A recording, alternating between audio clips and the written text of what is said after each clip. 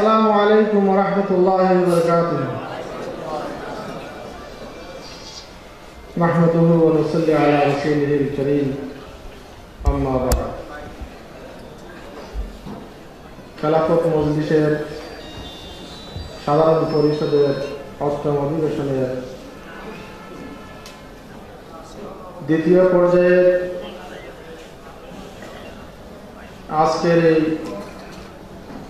আমাদের সবার সম্মানিত সভাপতি,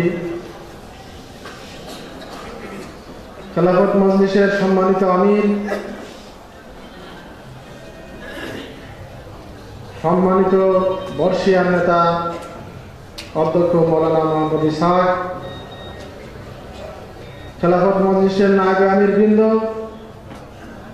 মহাসচিব, যুগ্ম মহাসচিব, কেন্দ্রীয় নেতৃবৃন্দ, আজকের এই অধিবেশনে আগত আমার প্রিয় ডেলিগেট ভাইরা,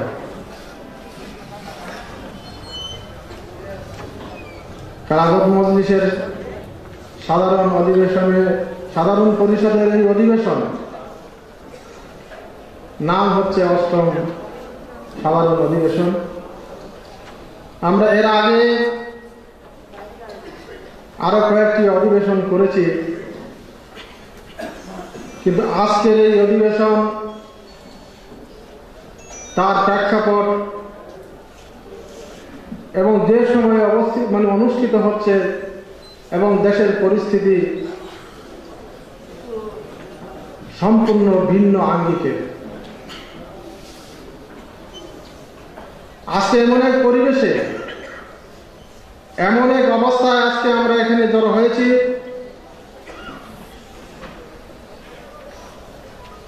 আমরা কথা বলতে পারি না, আমাদের রাজনৈতিক অধিকার নেই, আমাদের মৌলিক অধিকার নেই, আমাদের নাগরিক অধিকার নেই। দেশের নাগরিক হিসাবে আমাদের কোনো সুযোগ সুবিধা প্রয়োগ করার কোনো সুযোগ নেই। আমি তো এখানে বসে ভাবছিলাম যে এতক্ষণ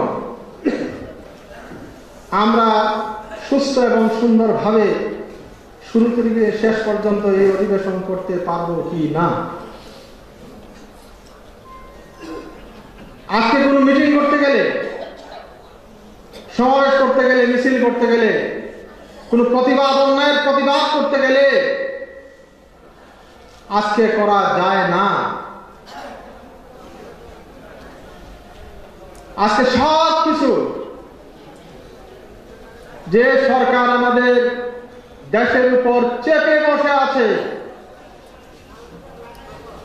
সেই 5 জানুয়ারির নির্বাচনের মাধ্যমে, অবৈধ নির্বাচনের মাধ্যমে,